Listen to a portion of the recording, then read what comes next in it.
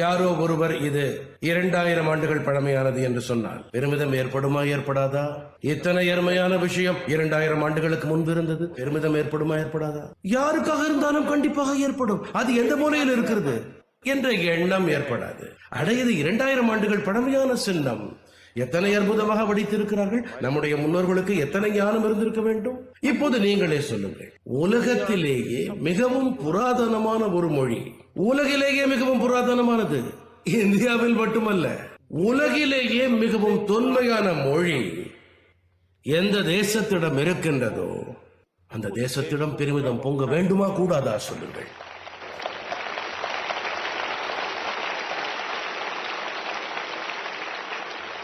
நெஞ்சை நிமிர்த்தி உலகத்தாரிடம் உரைக்க வேண்டுமா கூடாதா? சொல்லுங்கள். உலகின் மிக தொன்மையான மொழி பாரதத்திடம் இருக்கிறது என்று சொல்ல வேண்டுமா கூடாதா? உங்களுக்கு ஒன்று தெரியுமா?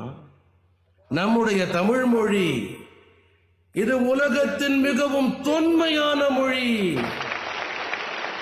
ஒட்டுமொத்த உலகத்திலுமே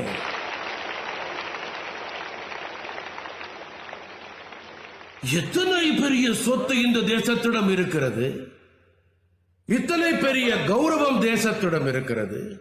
நாம் நமது நெஞ்சினை நிமிர்த்தி கொண்டு உலகத்திடம் ஏன் கூறுவதில்லை? நான் கடந்த முறை ஐநா சபை சென்று உரையாற்றிய வேளையில் நான் வேண்டுமென்றே சில தமிழ் சொற்களை பேசி வைத்தேன். ஏனென்றால் நான் உலகத்தாருக்கு தெரிவிக்க விரும்பினேன், எனக்கு பெருமையாக இருக்கிறது, எனது தமிழ் மொழி உலகின் மிகச் சிறப்பான மொழி, உலகின் மிக தொன்மையான மொழி, இது என்னுடைய தேசத்திற்கு உரியது.